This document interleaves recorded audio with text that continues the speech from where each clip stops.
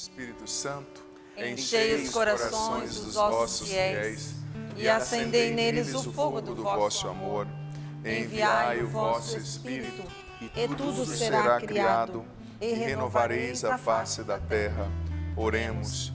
Ó Deus, que instruístes os corações dos vossos fiéis com a luz do Espírito Santo, fazei que apreciemos retamente todas as coisas, segundo o mesmo Espírito, e gozemos sempre da sua consolação. Por Cristo Senhor nosso. Amém. Amém. Vem Espírito Santo sobre nós nessa manhã, retirar toda a agitação do nossa mente, do nosso coração. Vem nos libertar do desânimo, tudo aquilo que nos preocupa e nos perturba. Quantas pessoas perturbadas, preocupadas agora, Espírito Santo, com a vida financeira, com os problemas, com os filhos. Vem tirar a preocupação, a agitação, nos centra em Ti, que nós ouçamos essa palavra de coração aberto, que ela produza frutos em nós. Em nome do Pai, do Filho e do Espírito Santo. Amém. Amém. Vamos abrir então, filho, filha, a Bíblia, na passagem que está em Mateus capítulo 11, versículos do 16 ao 19. Você vai ver que o padre vai fazer uma abordagem um tanto quanto atípica dessa passagem, mas que vai ser muito profunda para o nosso coração. Com quem vou comparar esta geração? Olha o que Jesus está dizendo. Ele falando na primeira pessoa. É parecida com crianças sentadas nas praças, gritando umas para as outras. Tocamos flauta para vós e não dançastes. Entoamos cânticos de luto e não chorastes. Veio João, que não come nem bebe, e dizem: tem um demônio. Veio o filho do homem, que come e bebe, e dizem: é um comilão e beberrão, amigo de publicanos e pecadores. Mas a sabedoria foi reconhecida em virtude de suas obras. De toda essa passagem, querido filho, querida filha, eu gostaria que você se detesse, claro, toda ela é importante, no versículo 17. Tocamos flauta para vós e não dançastes. Entoamos cantos de luto e não chorastes. O que essa passagem quer dizer? O que Jesus estava dizendo? Olha, porque veio João Batista antes de Jesus. João Batista era o precursor, né? Ele veio preparar o caminho de Jesus. E João Batista era austero. João Batista jejuava. Diz a palavra que ele comia gafanhotos e mel silvestre, né? Com certeza emagrecia, né? Tem muita gente querendo imitar a dieta de João Batista, né? Mas ele era austero, jejuava muito, gafanhotos e mel silvestre, vivia no deserto, era duro na pregação, na palavra. Só que muitos ali não o aceitaram. Ah não, ele é muito duro, ele tem um demônio. Aí veio Jesus. Por quê? Porque Jesus já veio inaugurar um novo tempo. Veja bem, João Batista estava no inverno dizendo: o verão vai chegar, o verão vai chegar. Então, quando Jesus chegou, é o tempo da graça, é o tempo da redenção, é o tempo do Messias. Então, Jesus era o oposto de João Batista. Jesus não jejuava tanto. Por quê? Porque ele dizia, olha, quando o noivo for tirado, né? Ele usava a metáfora da festa de casamento, que era tão importante para o judeu. Quando o noivo for tirado, então os participantes do casamento vão jejuar. Mas eles não podem jejuar enquanto noivo, né? O Deus encarnado, feito homem, está com eles, né? Então, Jesus não jejuava tanto. Jesus não vivia em desertos, Jesus ia a festas como ele esteve nas bodas de Caná. Jesus dançava, Jesus era alegre, Jesus participava de banquetes. Porque era um outro tempo, era uma outra estação ali, né? Só que eles disseram, não, ele é um comilão, e um beberrão. Ou seja, tocamos flautas, que era um tempo de festa, o Messias está aqui, vocês não dançaram. Entoamos cânticos fúnebres. O que é um cântico fúnebre? É quando alguém morre, é um cântico de luto, né? E vocês não choraram, ou seja, o que vocês querem? Veio João, que era austero, que não comia nem bebia, disse aqui o Evangelho, e vocês não o aceitaram. Agora vem o Filho do Homem, Jesus falando de si mesmo. Filho do Homem é um título messiânico que estava lá no profeta Daniel e Ezequiel, no Antigo Testamento, que come, bebe, que dança, que é alegre, e vocês não aceitam. O que vocês querem afinal? Depois Jesus conclui a passagem dizendo, né? A sabedoria vai ser reconhecida em virtude das suas obras, ou seja, olhem o que João fez, olhem o que eu estou fazendo e olhem o tempo que vocês estão perdendo. Vocês não estão sendo sábios, disse Jesus em outras palavras, para identificar o momento que vocês estão vivendo, para entender a graça de cada momento e para viver a estação de cada momento. Porque você sabia que a nossa vida espiritual, ela passa por estações, ela passa por ciclos, a nossa vida humana em geral, né? Assim como na liturgia. Ontem nós entramos no tempo comum, que é o verde, quem vai à missa sabe, né? Prestou atenção, percebeu, que é a espiritualidade do cotidiano, do ordinário da vida de Jesus com seus discípulos, do seu ministério. Estávamos no tempo do Natal, que é o tempo de exultação, de festa pelo nascimento de Cristo, e dentro do tempo do Natal teve a solenidade da Epifania, a festa do batismo. Antes do Natal tivemos o tempo do Advento, que era a preparação do Messias que viria. 2 semanas, viria, né? Nascer, celebrando ali o nascimento de Jesus no Natal. 2 semanas do Advento a gente enfatiza mais o nascimento de Jesus na carne, né? A primeira vinda. 2 outras semanas do Advento a gente enfatiza mais, a igreja enfatiza mais a segunda vinda, né? A volta de Jesus. Depois temos a Quaresma, é um tempo forte também de preparação para a Páscoa, para a ressurreição, representando os 40 dias que Jesus viveu no deserto.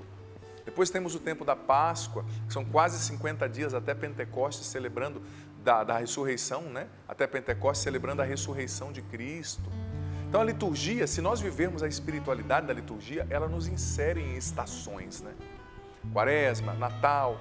Natal não se jejua tanto na Páscoa, agora na Quaresma a gente já luta para jejuar mais, né?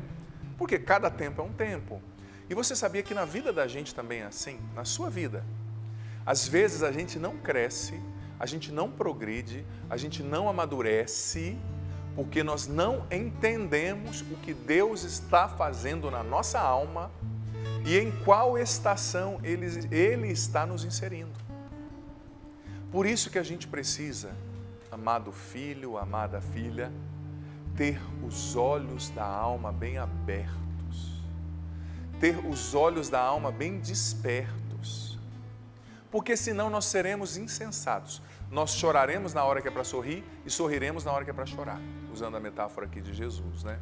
Nós não entenderemos qual é o momento no qual Deus nos insere, porque eu digo para você, todas as estações são importantes, todo tempo é importante, e veja bem, um tempo precede o outro. Se não tiver inverno, não vai chegar o verão. Se não tiver a noite, não vai chegar o dia.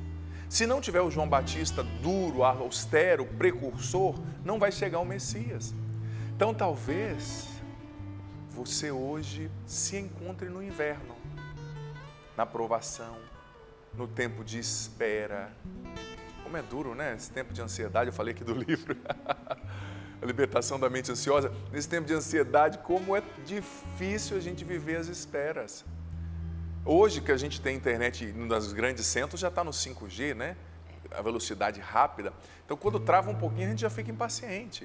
Nós ficamos, porque nos acostumamos com a velocidade da informação, né? Com tudo rápido. Eu peço o lanche, chega em casa, não é? Os aplicativos. Eu compro algo, vem em casa também. Entrega-se rápido. Às vezes, no outro dia, você compra algo, não é? E você já tem no outro dia na sua casa, então a gente está ficando impaciente. Só que no reino de Deus não é assim. Não tem delivery, não tem essas coisas não tem no reino de Deus, essa facilidade. Eu liguei hoje, Deus, me dá, amanhã está chegando. Não. Existe um tempo de espera, existe um tempo de inverno, existe o tempo do João Batista, para chegar o tempo do Messias, que é Jesus, né? Então, a gente tem que sintonizar a nossa alma, a gente tem que abrir os olhos da alma, isso que Santo Inácio de Loyola chamava discernimento dos espíritos, né? Para entender, guarde bem essa palavra, filho, filha, o movimento de Deus. Existe um movimento do Espírito Santo, um movimento de Deus na nossa alma, sabe? Santo Agostinho chamava isso de linha vermelha, né? Fio vermelho. A gente tem que entender a linha através da qual Deus está nos moldando, o fio, a pedagogia, o jeito. Porque cada tempo é um tempo. E se você não tem essa percepção, essa delicadeza de alma para perceber o que Deus está fazendo, você perde a obra, a graça que Deus tem para você naquele momento. Foi o próprio Santo Agostinho também que dizia: eu tenho medo do Deus que passa, porque a graça de hoje, ela não volta mais. A bênção de hoje, ela não volta mais. Então, é preciso ter os olhos da alma abertos, os olhos do coração abertos. E como? Só tem um caminho, vivendo uma séria, uma constante, uma verdadeira vida de oração. O Monsenhor Jonas Abib sempre nos ensinou isso na Canção Nova, que o mais importante seria a nossa intimidade com Deus, porque ele nos ensinava que a eficácia do nosso trabalho viria da nossa intimidade com Deus, da nossa vida de oração. E a eficácia do nosso relacionamento com os outros, da nossa vida fraterna, dos nossos relacionamentos, viria também da nossa vida de oração. Se você não reza, você não tem olhos abertos no mundo espiritual. Não adianta, não tem outro caminho. Você não tem. Às vezes, você já brigou tanto com a sua esposa, com o seu esposo, mas Deus está começando um novo tempo e você não percebeu. Você está numa festa com roupa de trabalho, com roupa suja. Já está na hora de jogar aquela roupa velha, é um novo tempo. Está na hora de jogar aquele hábito velho, aqueles costumes velhos, é um novo tempo. É tempo de dançar, não mais de chorar, porque o canto fúnebre acabou. E você sabe que eu estava refletindo sobre algo que certa vez eu li, querida, que me chamou muita atenção. Os padres do deserto, os autores cristãos ali dos primeiros séculos do cristianismo, eles nos ensinavam algo muito precioso. Dentre as muitas coisas, óbvio, que ensinaram, mas eles diziam que em cada dia, presta atenção nisso, em cada dia específico, Deus tem um projeto para você e para mim. Em cada dia específico, Deus tem uma graça para você e para mim. Em cada dia específico, Deus quer nos abençoar, nos fazer progredir. Ele tem um projeto para você. Você está com os olhos da alma, os ouvidos da alma abertos para ouvir, para ver qual é a graça que Deus tem para você hoje? Porque eu digo, essa graça é irrepetível, ela não volta. E às vezes a gente não alcança a bênção grande lá na frente, porque a gente não está alcançando, tomando posse, usufruindo das pequenas bênçãos que Deus quer nos dar a cada dia. Essa sociedade ansiosa, eu escrevi aqui no livro A Libertação da Mente Ansiosa, que nós vivemos uma pandemia de ansiedade, né? A gente perdeu a noção do processo. Eu quero só aquela bênção grande. Vamos supor que você seja um músico, vou usar o exemplo aqui do Gabriel e do Fábio, que estão mais perto. E eu gostaria que o meu trabalho chegasse a uma proporção bonita, que ele fosse reconhecido, que ele alcançasse pessoas, no caso deles ainda nobre o objetivo, né, evangelizar. Mas se ele não viver o arroz com feijão de cada dia, não vai chegar a picanha do domingo, nós esperamos, né, que tenha. Não vai chegar o churrasco do final de semana, sabe? Então é a graça de hoje, é o trabalho de hoje com fidelidade, talvez cantando onde tem poucas pessoas, num grupo, talvez compondo ali, rezando para compor, estudando quanto o Sapo e os músicos do nível dele estudam para manter a qualidade, né? Estuda harmonia, estuda escala, estuda tanta coisa, gente, sabe?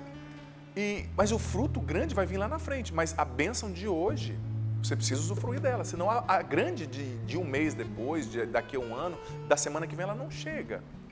Então, diziam os padres do deserto, Deus tem um projeto para você em cada dia. Mas outra coisa que os padres do deserto diziam, e eu preciso dizer, sei que tem gente que não gosta de ouvir sobre isso, mas eu preciso dizer, eles ensinavam que Deus tem um projeto para nós a cada dia, mas que o inimigo também tem um projeto para nós a cada dia, para você, para mim. É vida espiritual, o que eu estou trazendo hoje são conceitos de vida espiritual.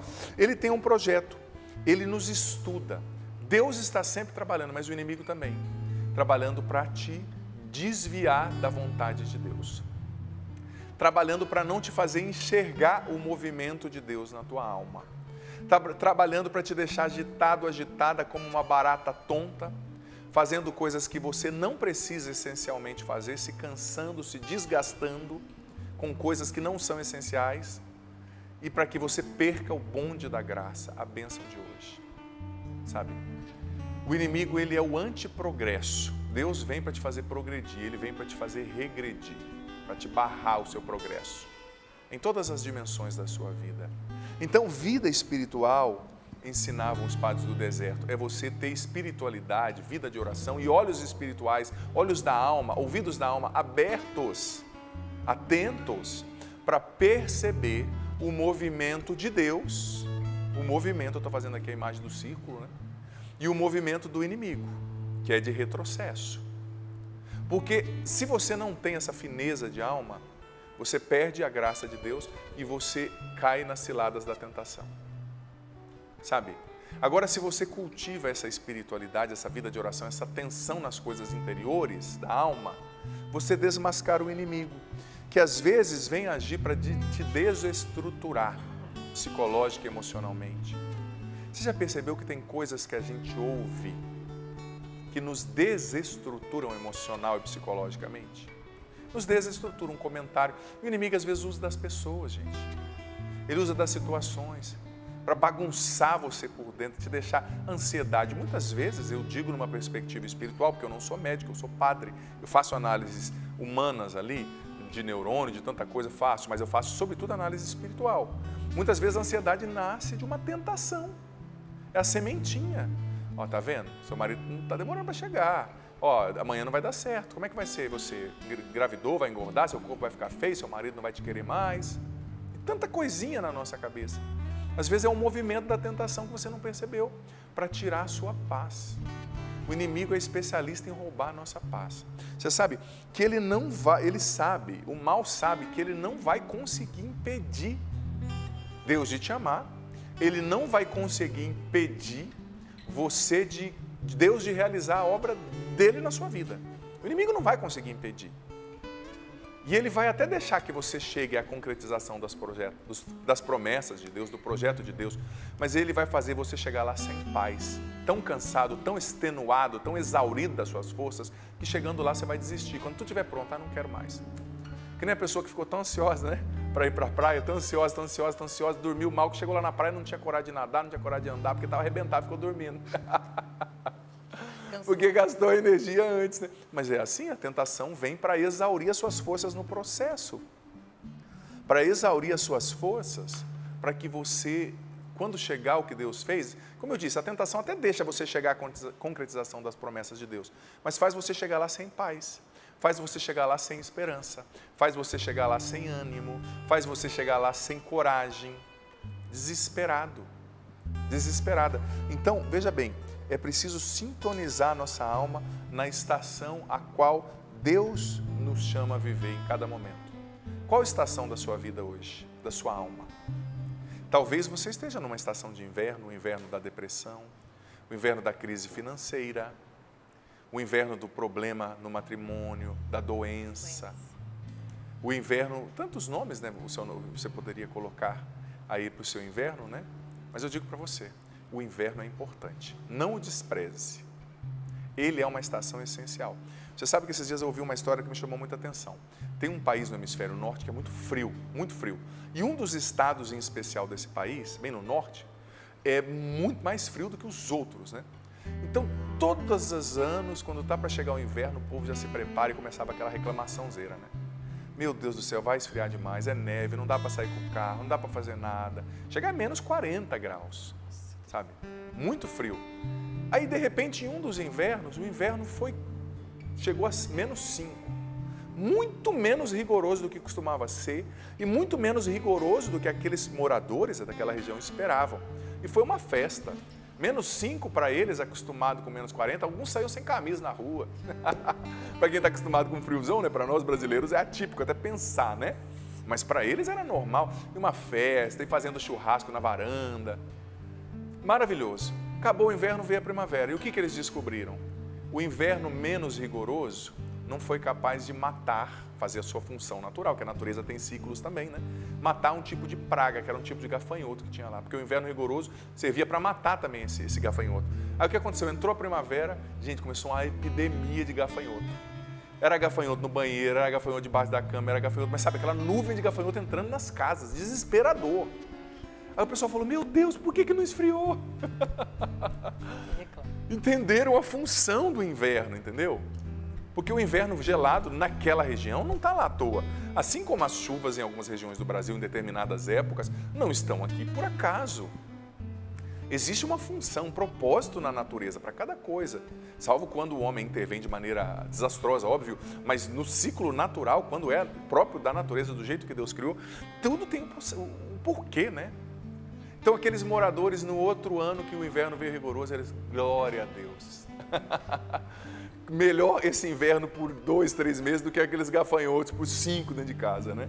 Então veja bem, se você está no inverno, tenha paciência. Viva o inverno com fé, porque se você cortar o processo, você vai cortar o resultado lá na frente. Se você cortar o processo, você vai cortar o resultado. Não queira tomar um remédio mágico para emagrecer, vai no processo, porque esse remédio mágico vai te fazer engordar de forma mágica também daqui 2 meses. Porque a sua mente não acompanhou a renúncia, o processo do emagrecimento, sabe? Tudo tem um processo na vida. Se você corta o processo, você corta o resultado. Às vezes a gente não entende que nós estamos vivendo o inverno, ou talvez a gente não entende que o inverno já passou, que a gente está num novo tempo, tempo de dança. E às vezes, me perdoe a sinceridade, eu como padre eu vejo muito isso acontecer. Às vezes Deus tem que permitir uma crise na vida da pessoa, uma crise, que a pessoa vira do avesso, para ela entender que ela está numa nova estação. Para ela abrir mão. Como é difícil abrir mão de certas coisas. Quanto mais velho a gente vai ficando, né? Mais difícil fica, né? Eu vejo os padres, né? Eu vou falar da minha classe. Cada um tem um jeitinho de preparar a homilia, cada um tem um jeito de pregar, cada um tem um jeito de segurar a casula. Eu, por exemplo, eu coloco aquela roupa, eu já vou ajeitando aqui, outros ajeitam aqui. Cada um tem os seus jeitinhos, né? A Paula, quem me vê pregando, sempre eu gosto de trazer as minhas folhas, às vezes nem olho muito para as folhas, mas eu gosto de trazer, gosto de dar uma olhadinha antes. A gente tem os nossos jeitinhos. O jeito. Né? Mas claro, isso não é ruim, isso aqui é só um exemplo para dizer dos outros jeitões da vida que a gente tem, né? Às vezes você tem um jeito que padre, foi a vida inteira assim. Você não percebeu que Deus permitiu essa crise para você mudar? Não é mais para ser assim. Você está com depressão, você está quase morrendo, você não entendeu que tem que mudar? Sabe?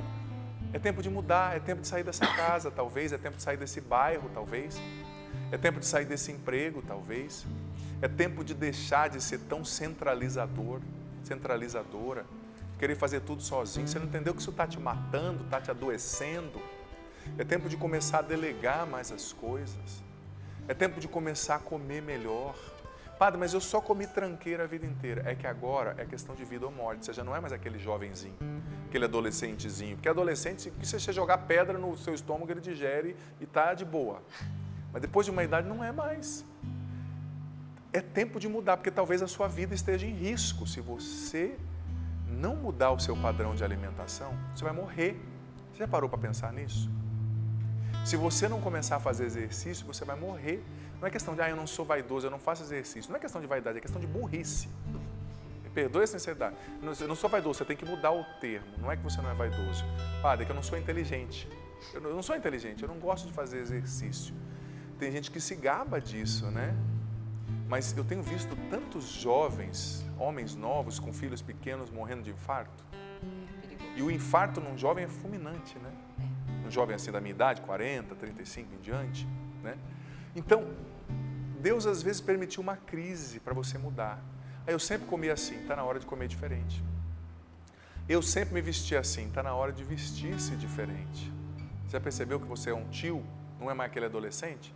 Que você está sendo ridículo? Uma tia? Desculpa ser tão direto, né? Mas está na hora de você beber menos. Eu bebi sempre assim, não dá mais para ser assim.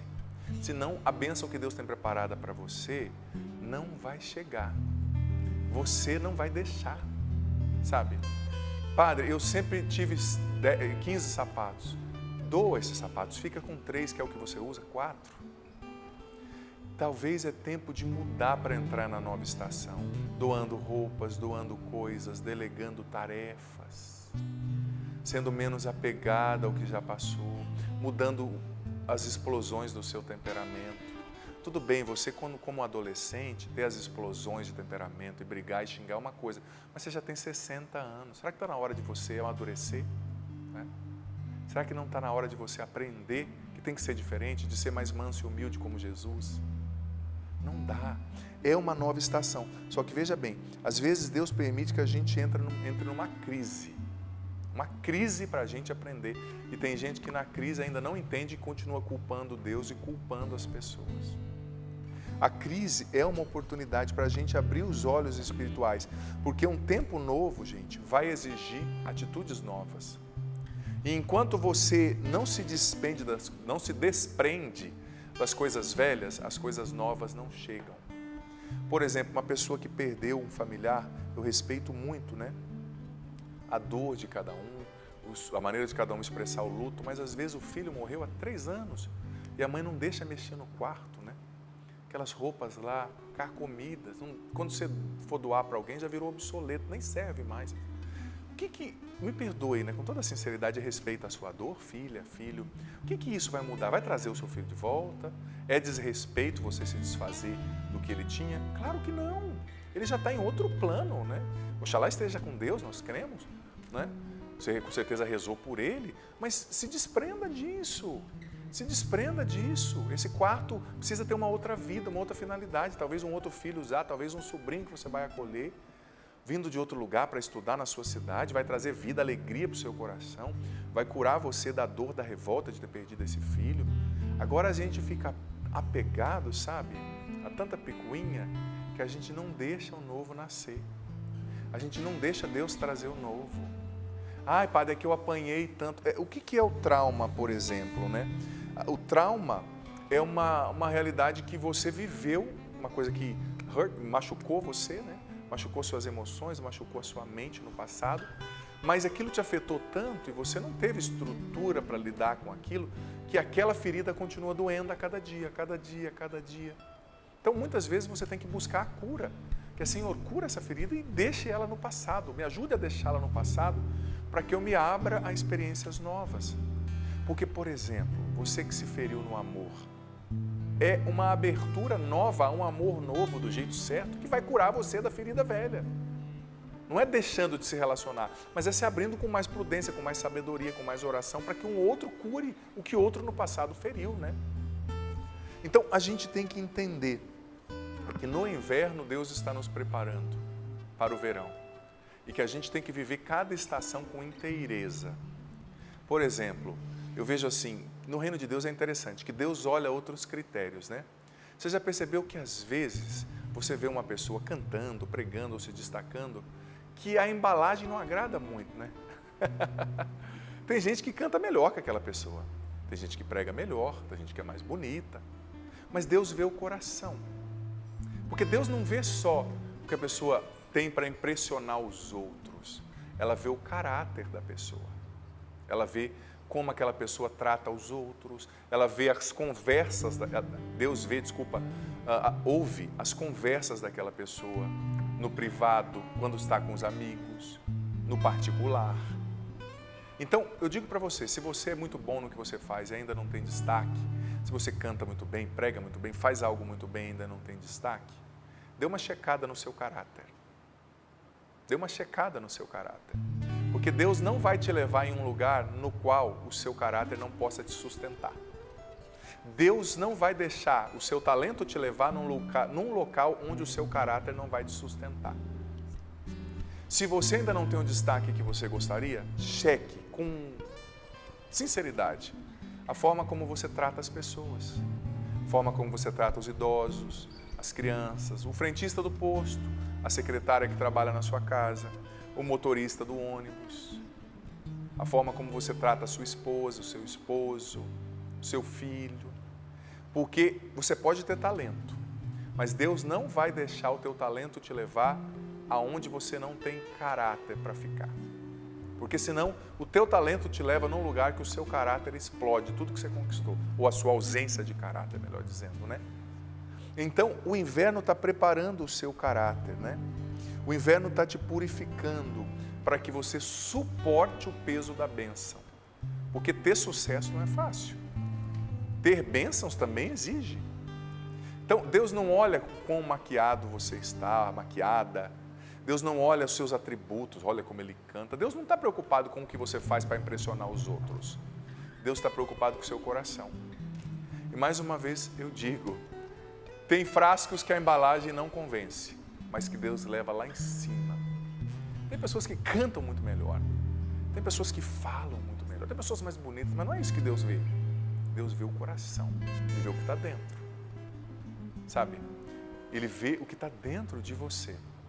Então, no inverno, viva o que você precisa viver. Porque Ele está te preparando para o verão, para a bênção, para o tempo da festa. E veja bem, no tempo do inverno, Deus está arando a terra da nossa alma, do nosso coração. Arando o nosso temperamento, arando a nossa vaidade, os apegos, o egoísmo. Talvez você até é uma pessoa que sabe fazer muito bem as coisas, mas está fofocando demais, está falando muito mal da vida dos outros. Talvez você é uma pessoa que tem muitas virtudes, mas você está tratando muito mal as pessoas. Se não te interessa, você trata mal. Eu acho que é uma das piores deficiências de caráter é essa. A pessoa é assim, se é uma pessoa bonita, importante, famosa, tem tudo comigo, tem a minha atenção. Agora, se é um senhorzinho, uma senhorinha, uma mulher feia, não tão bonita, um rapaz pobre, trata mal de qualquer jeito. Isso é deficiência de caráter, isso é problema de caráter, não é temperamento, não é jeito como você foi criado, isso é má fé, é problema de caráter, né? Às vezes a gente vê, né? Tem um padre que está na televisão, todo mundo trata bem, o outro padre da paróquia, velhinho, que deu a vida inteira, trata mal, trata com desprezo. Por quê? Isso é falta de caráter. O caráter faz a gente respeitar as pessoas por serem pessoas, ponto. Não é pelo que ela pode me dar em troca. Então talvez Deus não está deixando muitas coisas acontecerem na sua vida por essa falta de caráter, por esse erro de foco, por você só querer conveniência, por você só se aproximar das pessoas com segundas intenções, querendo ter retorno. Eu, você, todos nós, né? Podemos cair nessa armadilha. Enfim, eu quero que você hoje, filha, reflita sobre isso, se possível, ouça essa pregação novamente e pergunte a você mesmo, em que estação a minha alma está? Em que momento da minha alma? Em que momento, em que estação eu estou? No verão, no inverno, no outono, na primavera? E não tente acelerar o tempo entre as estações. Tudo tem um propósito, tudo tem um porquê. Senhor, nós te agradecemos por essa palavra. Eu peço, Espírito Santo, venha acalmar os corações agitados com essa pregação que veio mexer, que veio a sacudir as coisas interiores. Venha acalmar os corações agitados, Espírito Santo, venha colocar cada coisa no lugar, venha nos dar o entendimento de tudo que ouvimos aqui. Senhor, nos liberta da cegueira, da surdez espiritual. Sim, Senhor. Nos faz enxergar com os olhos do coração, com os olhos da alma e ver o projeto seu para nós em cada dia e o projeto do inimigo também, para que estejamos atentos, desmascaremos a ação do mal. Senhor, nos liberta do apego às coisas do passado, do apego às picuinhas, do apego ao que já passou. Liberta-nos, Senhor, do apego às feridas, desse orgulho e dessa vaidade que nos faz acreditar que nós somos superiores aos outros. O Senhor vê tudo isso. Por isso que muitas vezes o Senhor não nos deixa progredir como poderíamos, porque não estamos prontos, o nosso caráter não está pronto. Às vezes as nossas conversas frívolas, ardilosas, julgando, condenando, vem, Senhor, nos batizar com o Teu Espírito, vem transformar o nosso coração. Eu te peço, vem nos sintonizar com o Teu movimento para nós nesse dia, com o Teu movimento na nossa alma, abre os nossos olhos, que nós não percamos, Senhor, a hora da graça, o bonde da graça. Vem auxílio das nossas fraquezas, Espírito Santo, nos batiza, nos enche, nos cura, nos acalma e nos coloca no processo de Deus, no movimento de Deus nessa manhã.